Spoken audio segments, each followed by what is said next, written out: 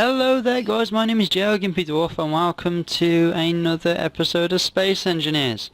Now, this isn't a spotlight as such, but this is a little project I've been working on and I'm still working on because it's going to take some time to build the ships.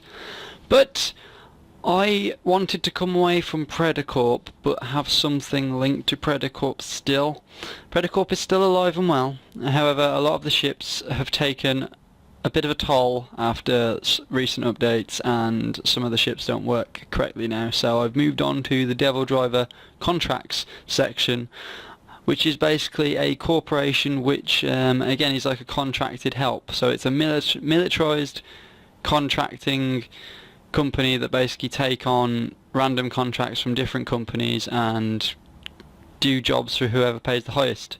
So these have like a few aspects. You've got the drones, you've got the transport, you've got the support, and you've also got the interceptors.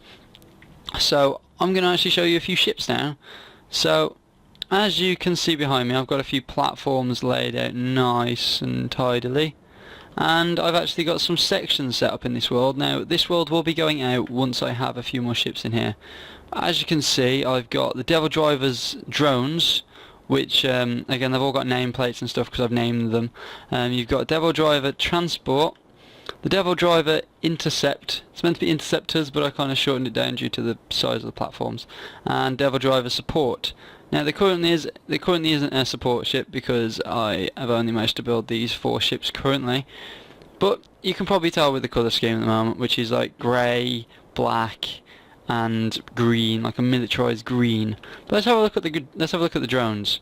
So we have two types of drones. You've got the Scoutmasters and you've got the mini cannons. Now the mini cannons, as states, they are basically cannon, just like machine gun firing drones. You can pilot them and you can drone them, so you can fuel them up and everything as well. The guns have to be, you have to put the ammunition into the sides. I haven't thought of a way of having cargo because that would be too heavy. And then the Scoutmaster literally is just this.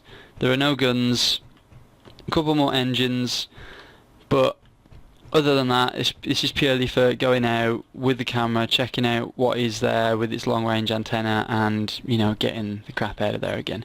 So what I'm actually going to do is I'm going to make a copy of the Scoutmaster and show you something cool about this ship. So the Scoutmaster itself actually has a cool little feature to it which enables it to self-destruct. So if I go into tab mode, you can tell at the end of number 9 I actually have something which allows the ship to self-destruct. So if this ship, say, you don't want to tell the enemy where you are, or the antenna's setting off other things around it and you don't want them to see it anymore and you just want the drone to be destroyed, what you can do is you turn off your inertia dampeners first and basically you let it fly in a certain line, and then you hit 9.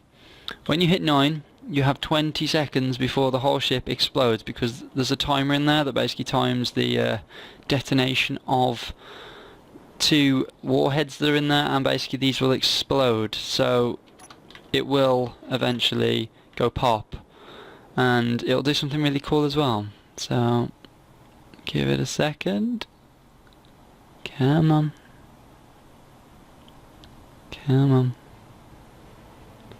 Doesn't seem to be there we go. So the best part about it is it destroys the whole ship. And when I mean the whole ship, literally there's only a few bits of debris left, which is from the end nose cone. So it's very effective at clearing up. So I've only put 2 warheads in there, and that is literally just enough to destroy the ship. So if the enemy think you are there, you can just destroy the ship as long as you've got 20 seconds, but you can alter with that anyway. And you can just blow the ship up and build another one. Just get like the schematic, drop it in, put it into a welding bay and just waz it together, because it's all close enough to be done with 2 welders and either like top and bottom. So it's all good and it looks quite nifty and nimble, and I will actually fly one just to show you guys how nimble it is, because this ship is all based on just performance more than anything. I mean, if you look at this, it's like it's pretty fast. It's only got some small engines on, but it gets around and it does the job effectively. So we'll get rid of that. And then the Scoutmaster again is, well, no, not the Scoutmaster, the Mini Cannon is basically just, you know, an upgraded version with guns. And again, you can drone them, so they do have all the appropriate means to drone. So they've got the camera, they've also got a control block, and they've got your antenna on there as well, so you can turn it on and off. So next we move on to the transport section, which has got one ship currently. And the transport, I mean as in human transport, so troop carriers of the sort. Now this is the Lugger. Now the Lugger itself is just an ugly ass ship in itself. I've designed it to be ugly. Reason why is this is like the bog standard troop transport that gets you from A to B and doesn't protect you in the process. So, you know, these, you'd see these go into battle first and get blown the crap into, and they would just take a lot of damage. And you know, and again, nice glass cockpit in there, and I'll actually show you inside in a second, but I'll just want to talk a bit more about the ship. So this is just primarily based as a ship that has no special features, so it has no blowing up mechanism. It's a ship that if you can lose it, you can afford to lose it. It won't give away any of your technology. It's just, you know, bog standard as is. So if we jump in here, we have room for 4 crew in the back, so you can have 4 men sit here. You can repair the engines by going into these cargo containers, dropping it in, and you've got this beautifully laid out cockpit in the front, which if I jump into show, you know, that's where you are inside. And I actually love this mod for the micro blocks because you can make mini cockpits, which is just super cute and awesome. And another feature, this actually has remote control capability also, so you can take this ship and, you know, not afford to lose a pilot in the process of getting the men down there. So if you do run out of pilots, you just pilot it from wherever you are and just take it for a run. It's pretty slow, it gets up and down pretty fast, and it goes forwards pretty fast. So it can, you know, come in and just lay its ass down, drop the men off, take off, and just, you know, get out of there. But again, it's luggy and horrible, and hence why I call it the Lugger, because it's just sluggish. See, so that ship is literally designed to be nasty. So I kind of like it though. It's kind of beauty, an ugly beauty, but that's just me. I will be building a few more of those ships. I've got 2 more planned, as well as 2 more drones planned. Now we move on to the fighters, which is actually called the intercept section, which is again you intercept ships, take them down. And this is the Centurion. A Centurion is basically an all-rounder. It's got lots of, how would you say, displaced armour, so things can deflect off it easier. It's all light armour, there's no heavy armour, so this is true to sort of a fighter because, you know, it's built cheaply, built effectively, and, you know, if you lose it, it's not too bad.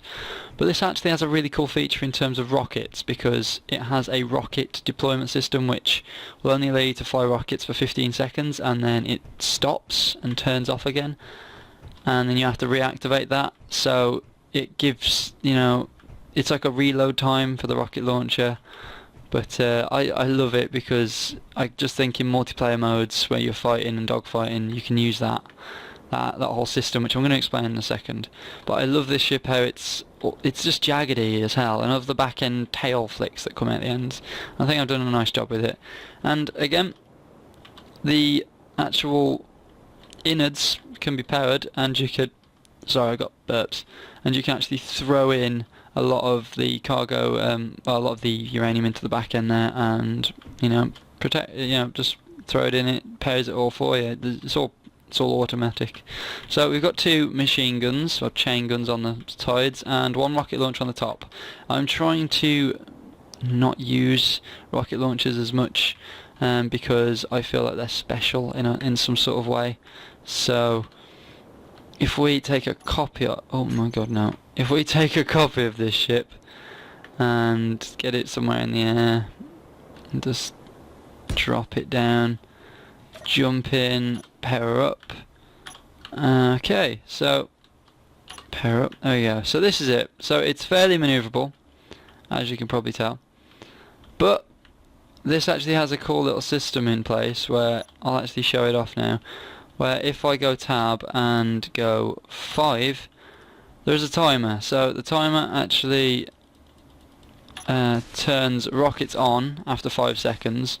So there's a 5-second countdown and then it turns them on. You can continue firing for a certain period of time, which I believe I set to 15 seconds. So if I just continuously fire, you'll notice it stops after a while. That is, again, purposely, there we go, so it stops. So that is just purposely for multiplayer modes, because if you were to use this in a dogfighting situation, it's a bit unfair to have constant rockets. So I've kind of just, you know, turned that off.